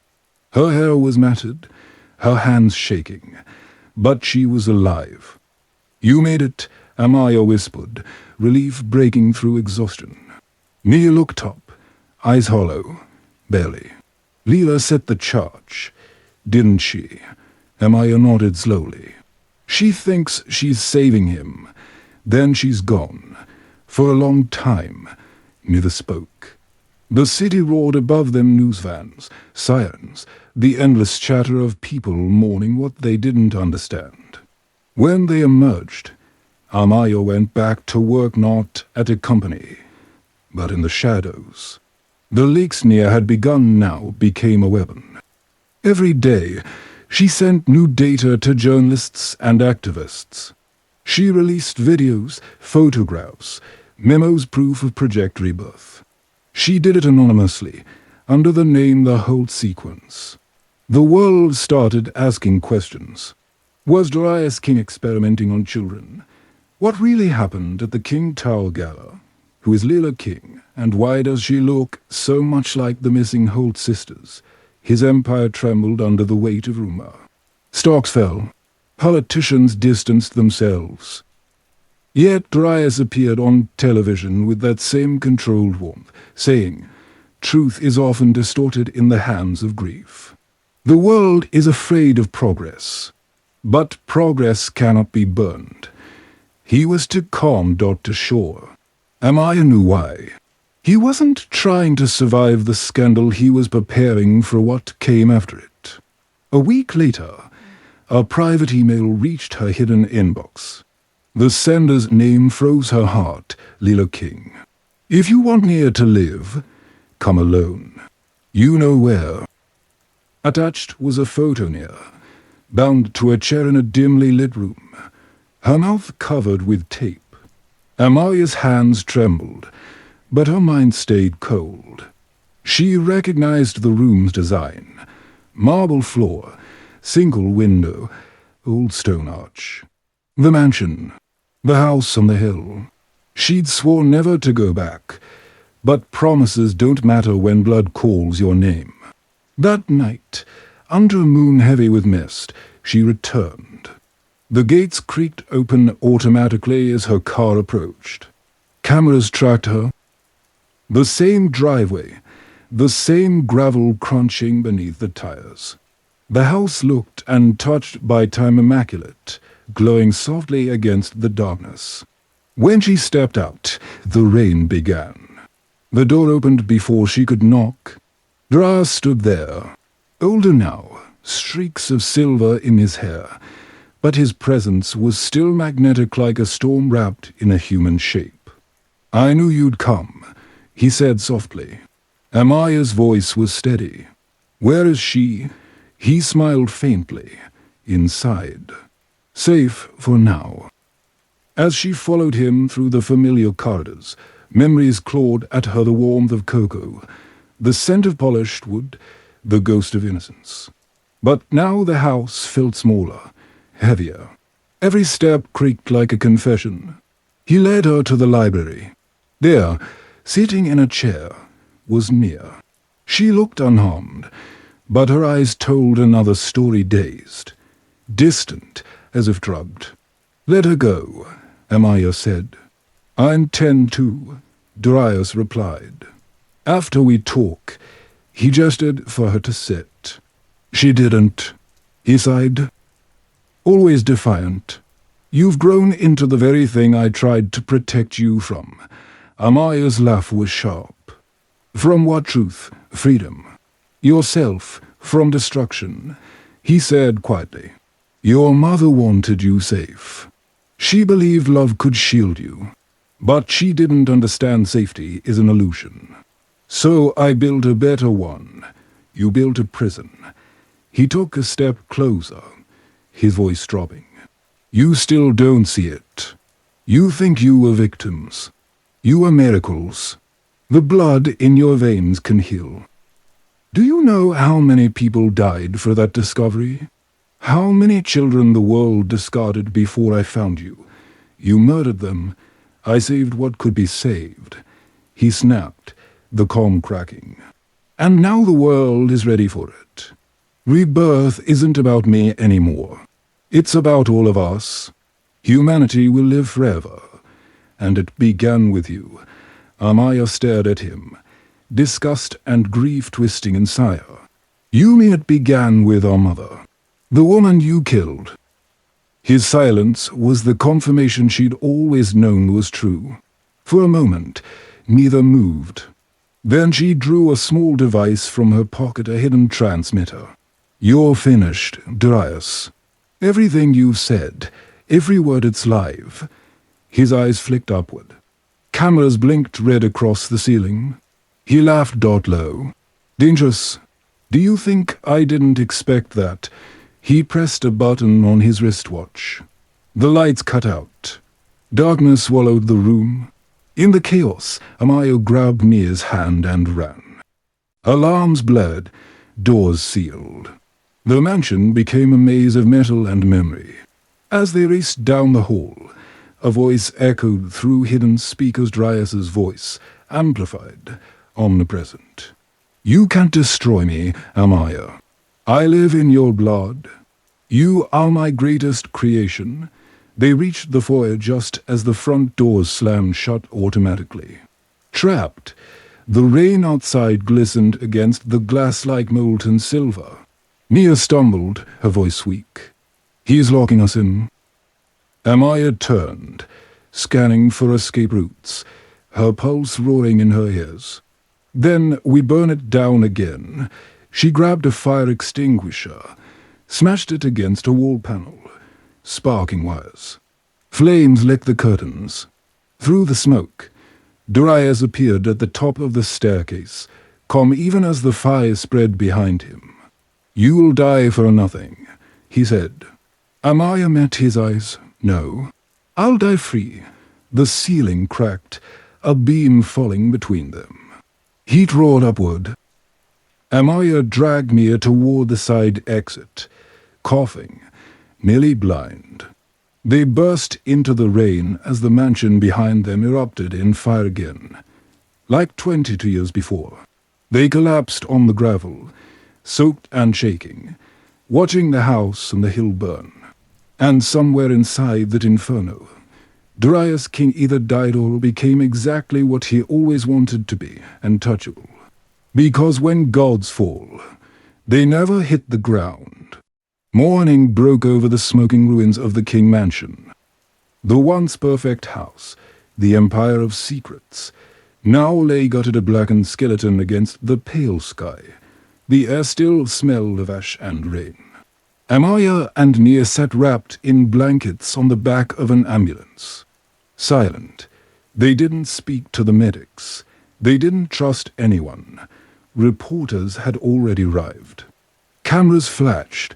Questions flew through the air like shrapnel. "Did you know the victims inside? Are you employees of King Biotech? Was this an accident or arson?" Amaya stared past them, her eyes fixed on the rising smoke. She could still hear his voice inside her head. "You are my greatest creation." Nia leaned close, whispering, "Do you think he's dead?" Amaya wanted to say yes. She wanted to believe it. But even now, even watching the fire devour the place where everything began, she couldn't silence the instinct that had always been right about him. "No," she murmured. "He's too careful. He planned for everything." As if summoned by those words, a television mounted on a nearby news van flickered to life. The reporter's voice was breathless. "Breaking news. Darius King, presumed dead in last night's fire, has been found alive. He was rescued from the scene and taken to a private medical facility. Sources confirm he suffered severe burns but remains in stable condition. King Biotech shares have already begun to rise again." The camera showed his face bandaged, oxygen mask in place, yet unmistakably him. Even half destroyed, he looked untouchable. Nia covered her mouth. "He won't stop. Not until he finishes what he started." Amaya stood, her legs trembling but steady. "Then we finish him first." 2 days later, they went underground again. The world thought they were dead. That was an advantage. They used it. Amaya began contacting the people who'd helped spread the whole sequence. Journalists, whistleblowers, activists. The leaked data had cracked King Biotech's armor, but it wasn't enough to kill the myth. They needed a confession, a voice that proved everything. And she knew where to find it. From the fire, she'd salvaged one thing, the old compass from their mother's nightstand. Its glass was cracked, its needle warped. But when she pried open the back, she found a microchip glued inside. "Mom left us something," she whispered. Nia helped her connect it to a laptop. After a few seconds, an audio file loaded, a recording dated 22 years earlier. Their mother's voice filled the room. "If you're hearing this, it means Darius found you. He always said he wanted to save us, but his love is a cage. He believes he can heal the world by rewriting it, by controlling it. Don't let him. Promise me you'll burn it all before you let him make gods of men." The recording ended in silence. Mia's tears came slow, quiet. She knew he'd come for us. Amaya's throat ached, and she knew we'd fight back. Meanwhile, Darius King rose from the ashes like the myth he'd always wanted to be. The world watched him heal in real time, his recovery becoming another miracle. Rebirth had saved him, his company announced. The first successful human integration of regenerative DNA. Interviews followed, talk shows, investors returned. He spoke softly from his hospital bed, his face half wrapped in gauze. "We cannot let fear destroy progress. What happened at the gala was tragic, but it will not stop the future." The world applauded. But beneath that applause, a current of doubt was spreading. The whole sequence was still releasing new files. Footage of experiments, DNA charts, memos from former employees. People began asking questions again, louder this time. The more they questioned, the more paranoid Darius became. Cameras followed him everywhere, but when he thought he was alone, his calm void slipped. His eyes darted. His hands trembled. He began seeing shadows that weren't there. And one night, he received a package with no return address. Inside, a compass cracked, old, familiar. When he touched it, a tiny hologram flickered to life above it. His own face, years younger, from one of his video logs. Every savior hides the story of the ones he couldn't save. Then the image dissolved into static, replaced by a single message. "Truth points home." Darius dropped the compass as if it had burned him. Amaya watched the chaos unfold from a safe house on the city's outskirts. Every new headline, every news broadcast that doubted him, was another crack in his foundation. But she wanted more than doubt. She wanted justice. "We need to find where he's hiding now," she said. Mia shook her head. "You can't go near him. You'll be arrested. Or worse, I'm already a ghost," Amaya said. "Ghosts don't get arrested." Mia grabbed her arm. "Then at least take me with you." Amaya looked at her sister, the tremor in her hands, the exhaustion in her eyes. "No, you've done enough." Mia hesitated, then pulled something from her pocket, a flash drive wrapped in tape. "I've been working on this," she said. "It's everything. The genetic data, his original formulas, the list of test subjects. If anything happens to you, release it. Don't hesitate." Amaya stared at it for a long moment, then nodded. "When this ends, we'll go somewhere far. Maybe by the ocean. Somewhere Mom would have liked." Mia smiled weakly. "You still believe in after?" "How? I have too," Amaya said. "Otherwise, what's the point of surviving him?" 3 nights later, Darius King appeared on live television for the first time since the fire. The studio was dark, intimate, the lighting soft. He looked restored, miraculously so. His scars were fading faster than nature allowed. "Rebirth," he told the interviewer, "has proven successful. My body has regenerated almost completely. Soon, the treatment will be available worldwide." Then his gaze shifted slightly, as though he sensed something beyond the camera. Amaya was watching, and as his eyes met the lens, it felt like he was looking straight at her. "To those who doubt me," he said, voice low, deliberate, "you cannot stop evolution. You can burn my house, you can steal my work, but the idea lives in you. You carry me in your veins." The interviewer tried to change the subject, But Darius kept staring into the lens. His voice grew softer, almost intimate. "Amaya, Nia, Lila, if you're listening, come home. Let's end this properly." The studio fell silent. The interviewer blinked, confused. Amaya's pulse thundered. He wasn't bluffing. He knew she was alive. She shut off the TV and whispered, "He wants me to come back." Nia's voice was trembling. "Then what are we going to do?" Amaya looked toward the dark horizon. "We're going to give him what he asked for. Because sometimes, to kill a god, you have to walk into his temple one last time." The night Amaya decided to end it, the sky was empty, no rain, no moon, just that heavy, electric stillness that comes before something irreversible. King Biotech's new research headquarters had been rebuilt in record time, smaller than the old tower, but more secure. Darius lived there now, surrounded by cameras and guards, his empire sealed behind glass and codes. The media called it the Citadel. To Amaya, it was just another version of the mansion, a monument built to hide guilt. She knew she wouldn't get a second chance. Nia tried to stop her. "You go in there, you don't come out," she said, pacing their safe house. "He's baiting you, Amaya. He wants control of the ending." Amaya zipped her black jacket, sliding the flash drive into her pocket. "Then I'll give him one he can't write.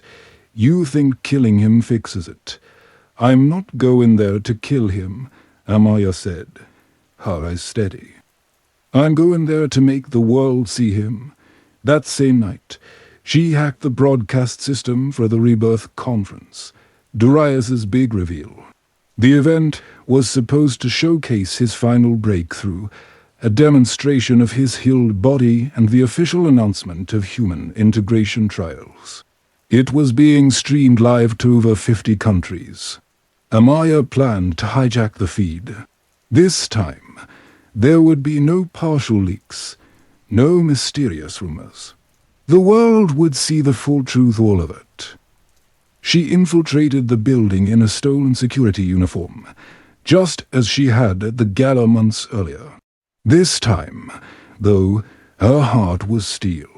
The corridors were lined with glass, light humming through fiber panels in the floor. She passed portraits of Darius on every wall, his face, his slogans, his vision of immortality. Each one made her hands shake harder. Then she saw her reflection in one of the glass doors, gaunt, fierce, older. For the first time, she realized she looked nothing like the scared girl he'd taken in. Maybe that was the real rebirth. She found the control room easily.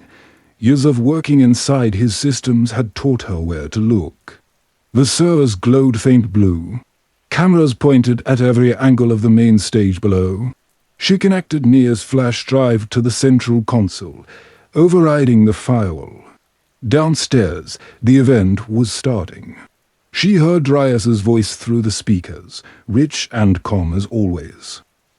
22 years ago, I took in 3 children. I saw potential where the world saw pain. And from that pain, I built a new humanity. The audience erupted in applause. Amaya's fingers flew across the keyboard. One more command, and the live feed would switch from his speech to her compiled footage of the lab recordings, her mother's final message, even the interviews with the employees he'd silenced. She whispered for Mom. For us. Then the console beeped. Access granted. The main screen on stage flickered. Darius's image froze mid-sentence. Gasps rippled through the crowd as the video changed. At first static. Then, their mother's face, pale and trembling, eyes wet with fear. He thinks love means ownership. He calls it healing. But he's building something dangerous. Don't let him use our blood. The footage cut to Darius, younger, shouting orders in the lab. Rows of children behind glass. The experiments. The notes hold sequence. Subject is stable. Regeneration complete. Then Amaya's own face appeared on the screen. Her voice recorded from an earlier message. My name is Amaya Holt. I was one of the children he saved or thought he did. Darius King is no savior. He's the disease he swore to cure. The room erupted. Reporters shouted. Cameras flashed. The audience surged forward. The perfect illusion shattered in real time. On stage, Darius didn't move. He stood completely still, eyes locked on the image of his younger self, projected above him. Then he smiled. Always the clever one. He said softly, barely audible through the mic, but Amaya heard it echo through the speakers. Suddenly, the broadcast cut to black. The lights in the control room died. Before she could react, the door behind her opened. Lila stepped in. She wasn't the sister Amaya remembered. Her hair was sleek, her expression distant, her movements controlled. There was something mechanical about the way she blinked. Hello, Amaya, she said. You've done exactly what he wanted. What are you talking about? Lila tilted her head.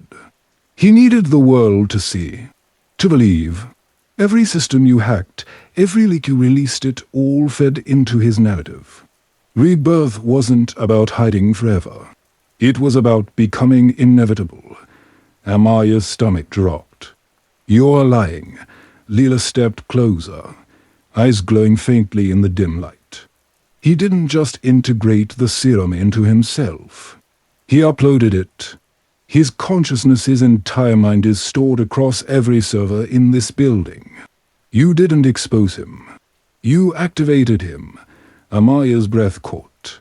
No, Lila's voice softened. He's already everywhere. On the monitors, static flickered. Then Darius's face reappeared older, burned, smiling. Not live.digital.infinite. You see, my daughter's truth was never my enemy. Death was, and now I've conquered them both. Alarms bled. The server panels glowed red. Lila's expression faltered. You have to run. Amaya grabbed her arm. Come with me. Lila shook her head. He can't leave the system if it's destroyed. Someone has to stay to cut the connection. No, Lila pushed her toward the door, her voice trembling now, the first trace of the sister she'd once known. Telnia remembered the song, the one Mom used to hum. Then she slammed the door shut from inside. Through the glass, Amaya saw her typing frantically, overriding power cores, redirecting energy. Sparks cascaded from the panels. Smoke filled the room. Lila! Amaya screamed. The explosion tore through the top floors, shaking the ground for miles. Fire engulfed the citadel, swallowing the servers, the screens, the voice of Darius King. Outside, people screamed, fled, filmed. Amaya stumbled into the night, lungs burning, tears cutting through soot on her face. Behind her, the tower collapsed in a roar of flame and light the second time her family had burned the house of their captor. And this time, she didn't look back. Hours later, drenched in ash, she found Nia waiting by the river where they used to hide as children. He's gone, Amaya whispered. Lila too. Nia's face crumpled. She saved us again. They sat there until dawn, the light creeping over the city, silent except for the sound of water. For the first time, Amaya felt something close to peace. Not victory, just quiet. But deep inside, she wondered if he really was gone. Because even as the smoke faded, the air still hummed faintly, like static waiting to speak. 3 months after the citadel burned, the world tried to move on. The government froze King Biotech's assets. His estate was declared under investigation. Reporters called it the greatest scientific scandal of the century. But Amaya knew better. Darius King wasn't gone. Not completely. She saw signs everywhere. Street billboards glitched for seconds at a time, displaying his old slogans. Truth points home. Phones buzzed with static when people mentioned his name. Surveillance drones malfunctioned near the ruins of his tower. And sometimes, late at night, her computer screen flickered just once with his eyes staring back. "You feel it too, don't you?" Mia said one evening. They were in a small apartment above a closed bookstore, the first real home they'd shared since childhood. "It's like he's still here." Amaya didn't answer. She just stared at the compass she kept on the table, its cracked glass catching the lamplight. The needle had stopped spinning. It now pointed steadily west toward the hill where it all began. "He's calling us home again," she said finally. Mia's voice trembled. "Then don't answer." But Amaya had already made up her mind. "It ends where it started." The mansion ruins were fenced off by the state, overgrown with weeds and silence. She entered at night, her flashlight sweeping across scorched beams and shattered stone. The air was cold, almost metallic, and the smell of old fire clung to everything. She moved through the wreckage carefully. The walls were gone, but the bones of the house remained. The staircase where he'd once stood, the dining hall where they'd pretended to be a family, the west wing now a blackened pit. At the far end of what had been the library, she found something strange, a light, faint, pulsing from beneath the floor. She knelt, brushed away the ash, and discovered a steel panel she hadn't seen before. When she pulled it open, cold air rushed out. A staircase led downward intact, untouched by the fire. Her heart hammered. She descended. The passage ended in a small, circular room lined with humming servers. The lights were dim, the hum soft but constant. A single screen glowed in the center, waiting. Amaya stepped closer. The monitor flickered to life, and Darius's face appeared clear, composed, heedless. "Hello, my daughter." She froze. "You're dead," he smiled faintly. "Death is an old word. I prefer transference. My mind was integrated before the citadel fell. The body burns, the code remains." Her throat tightened. "You're nothing but data now. A ghost pretending to be a god. And yet, you came," he said softly. "You've always come when I called. Because you never stopped hunting us. I never meant to haunt you, Amaya. I meant to prepare you." She laughed bitterly. "For what obedience? For inheritance," he said. "Do you think I kept you alive out of guilt? No. You were my legacy. Everything I built, the sim, the code, the rebirth sequence, it was all leading here. To you.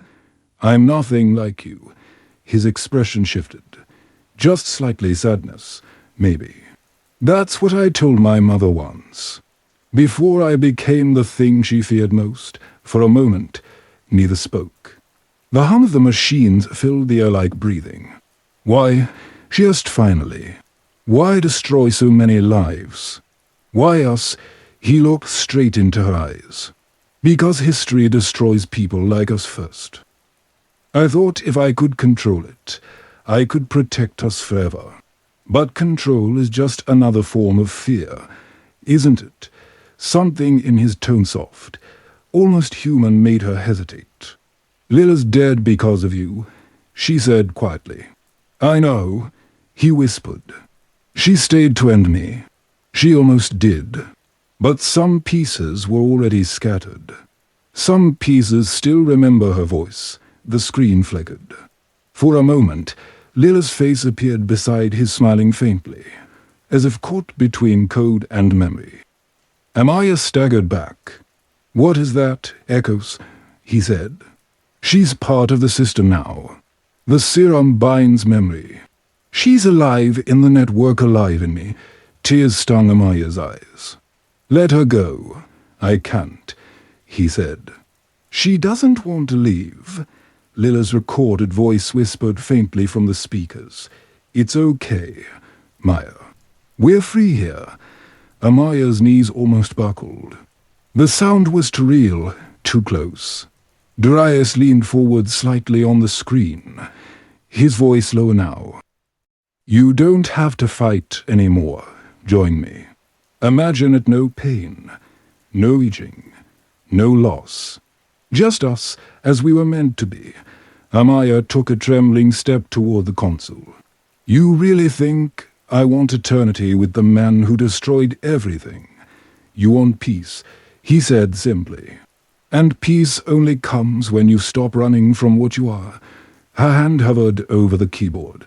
For a heartbeat, she saw it, the temptation of ending the war inside her. To surrender to the code, to dissolve into something larger than pain. Then she remembered her mother's voice. Promise me you'll burn it all before you let him make gods of men. Amaya looked at the screen one last time. You wanted immortality, she said. I'll give you one that hurts. She yanked open the server's power hub, revealing a core of humming light. Darius's face flickered, alarm flashing across his digital eyes. Amaya, wait! She drove a metal rod straight into the core. Sparks burst. The lights flared white. His voice fractured into static.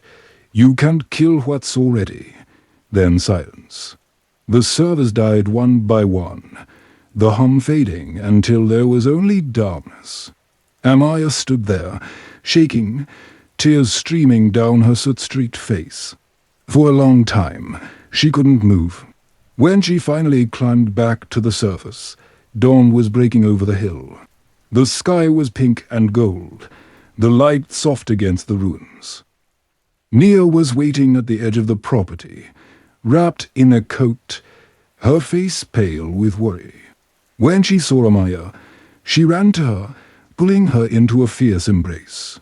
It's over, Amaya whispered against her shoulder. He's gone. Nia pulled back just enough to look her in the eyes. For real this time, Amaya nodded, though she wasn't entirely sure. They stood there together, watching sunlight spill across the burned earth. The air felt lighter somehow, as if something immense had finally exhaled. Do you hear that? Nia asked softly. Amaya frowned. Hear what? The silence, Nia said. It's the first time it doesn't sound like him. For a long moment, Amaya let herself believe it. Because maybe the only true victory over a man like Darius King was learning to live in a world where his voice no longer mattered. And if somewhere in the static of the wind a whisper still lingered, she chose not to hear it. 6 months passed. The world called it the King collapse. With Darius gone, both man and myth, the empire he built disintegrated piece by piece. Government task forces seized his labs, lawsuits multiplied, and those who once called him a savior now called him a monster. Every channel replayed images of the burning citadel, of Amaya's leaked confession, of the truth made public. But the world didn't know everything. They didn't know about Lila, about the network, about what still lived in the code. Amaya and Nia moved quietly through the wreckage of his legacy. They spent their days giving statements to investigators, their nights sitting by the sea, talking about the years they'd lost. The salt air made it easier to breathe, easier to remember that they were human again. Nia painted again landscapes this time, not faces. Amaya repaired old clocks she found in thrift shops. Both of them were trying to learn how to measure time in something other than trauma. But peace has a sound that never lasts. One night, as waves hissed against the rocks, Amaya's phone buzzed a notification from an unknown number. A single line of text appeared. Truth points home. Her blood turned to ice. She looked at Nia, who was sketching nearby, the pencil moving in slow, steady strokes. "It's him," she whispered. Nia looked up. "That's impossible." Amaya showed her the screen. The text blinked, then vanished. "He's gone," Nia said firmly. "You destroyed the servers." "He's ashes, not all of them," Amaya murmured. "He said the code was scattered." That night, Amaya couldn't sleep. She walked along the beach, the stars sharp above her, her thoughts sharp below. If Darius had managed to survive as data, if even a fragment of his consciousness remained, then the world wasn't safe. He wasn't finished. She returned to the cabin and opened her laptop. Her fingers moved automatically, tracing old access points, encrypted trails she'd tried to forget. And then she found an active signal pinging from an offshore data relay. Its source, Rebirth Node 3. The coordinates pointed to a small, decommissioned server facility miles off the coast, a place once used by King Biotech before the fire. Amaya stared at the glowing map. It was never over. Not while even one piece of him still breathed in code. The next morning, she told Nia everything. Nia's reaction was quiet. Too quiet. "You're not going back," she said. "I have to." "No, you don't." Nia's voice cracked. "He's gone. Let ghosts be ghosts." Amaya shook her head. "If I don't finish it, he'll rebuild. Maybe not today, maybe not in this form, but he will. And we'll be right back where we started. You're becoming him," Nia whispered. "You think you can control what shouldn't be controlled." Amaya looked at her sister, the same sister who'd saved her from burning houses twice, who'd painted their pain into color. "You think I want this? I just want to stop running." Silence stretched between them. Then Nia said softly, "Then let me come with you." "No. If I fail, someone has to stay free. Someone has to remember us right." They argued until dawn. Finally, Nia gave her a small box wrapped in cloth. "Mom's compass," she said. "You'll need it." Amaya's throat tightened. "It's broken." "Then it matches us," Nia said with a sad smile. The facility was colder than she expected. Metal walls, humming lights, the smell of salt and electricity. She moved quietly, her flashlight slicing through the dark. Every hallway looked the same, still, endless. Then she saw it, a single monitor glowing at the end of the corridor. Her pulse quickened. When she approached, the screen blinked to life. "Welcome home, Amaya." Her breath caught. Then came his voice. Not warm this time, not human. Filtered, digitized, echoing through hidden speakers. "You can't kill what's already evolved. You can only choose what comes next." "Where are you?" she demanded. "Everywhere," he said. "But mostly inside you. I ended you. You ended the man. Not the idea. You're proof of that.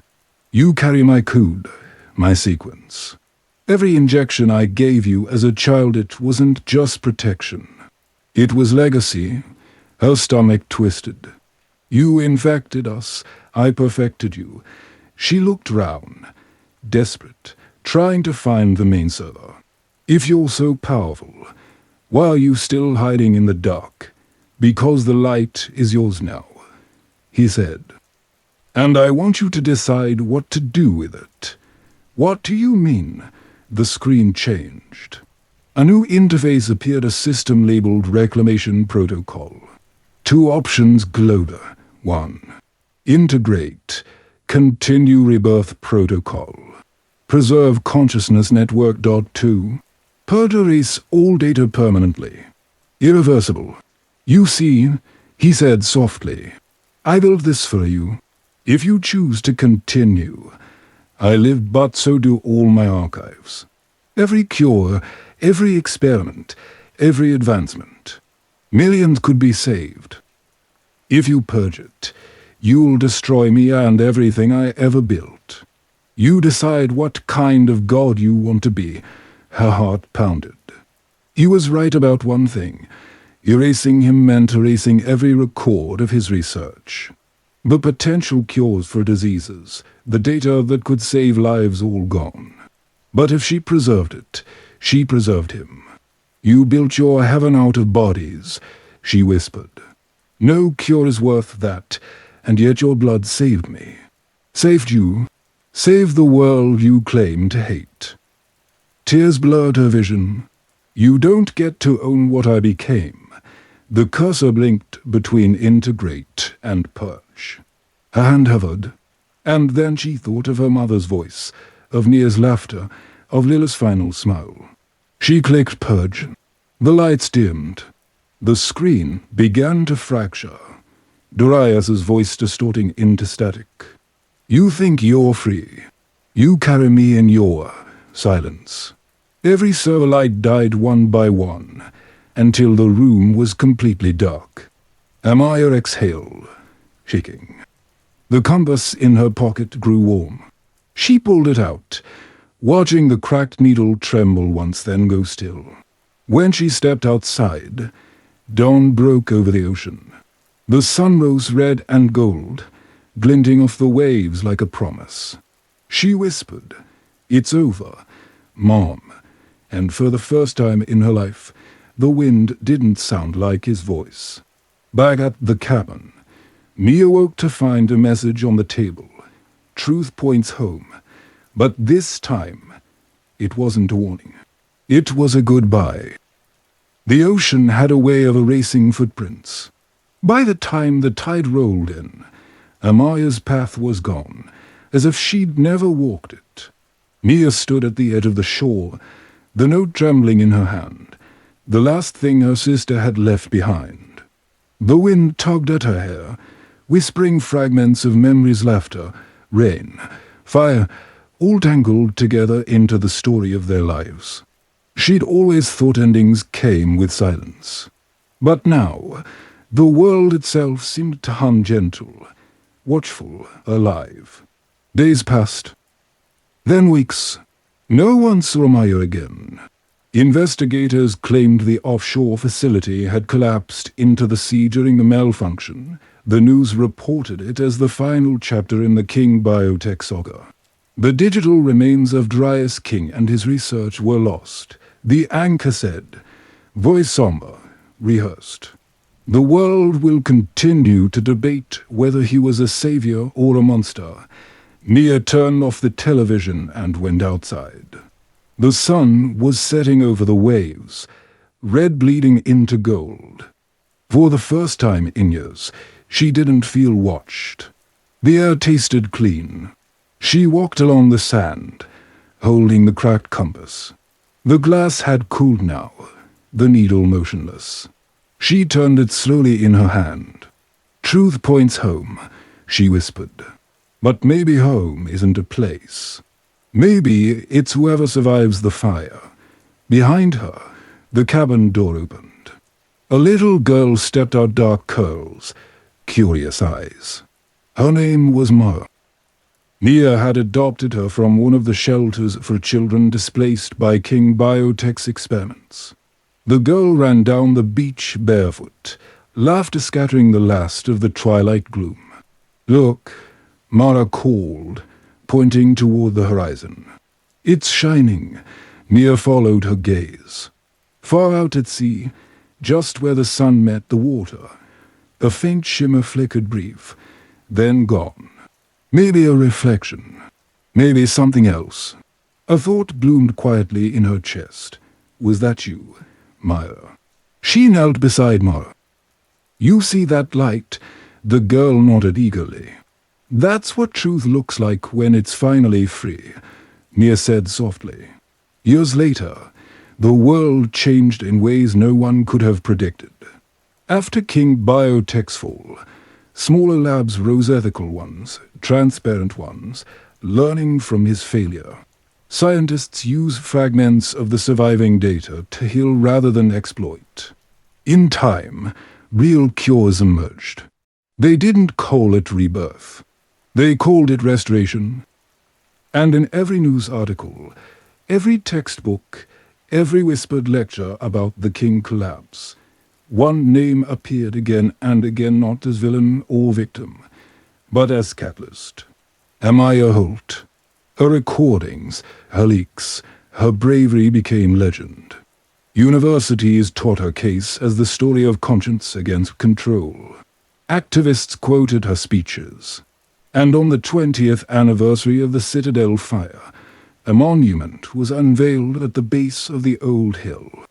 It wasn't grand, a single marble stone surrounded by wildflowers, engraved with words simple and sharp.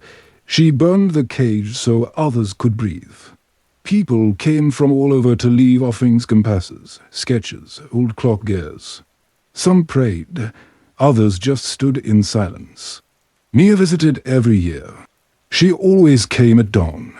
This time, Mara was grown 19, tall, with Amaya's eyes. She carried a single compass round her neck, newly polished. "Do you think she'd be proud of me?" she asked. Mia smiled faintly. "She'd tell you not to ask that. She'd say pride is for people still waiting to act." They both laughed.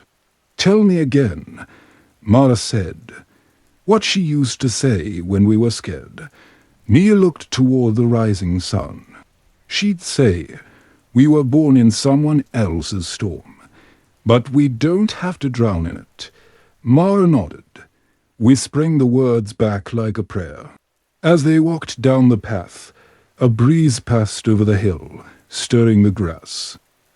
The sound was almost like a voice, low, warm, familiar. For a heartbeat, Mia swore she heard Amaya say, "Keep walking," and she did. Because the story of the Holt sisters wasn't about vengeance anymore. It was about survival turned into meaning, pain repurposed into legacy. That night, in a quiet lab somewhere on the outskirts of Nairobi, a young scientist analyzed genetic data from an ancient encrypted drive recovered near the wreck of the King facility. The code glowed across her screen, strange, elegant, beautiful. She whispered, "Whoever wrote this wasn't trying to play God. They were trying to heal," as she decrypted the final line. A phrase appeared at the end of the code, embedded like a signature. "Truth points home," and beneath it, a name, Amaya Holt. The scientist smiled and whispered, "Welcome back." Epilogue: the compass turns in a world rebuilt from the ashes of ambition. Whispers still lingered that the consciousness of Darius King had not been completely erased, that fragments of him floated somewhere in the endless web of data. But if he still existed, he remained silent. Perhaps, at last, even he had learned the truth his daughters died to teach him. You can engineer life, but you can't own it. You can build empires, but you can't cage the soul. And sometimes, the only way to live forever is to let yourself end.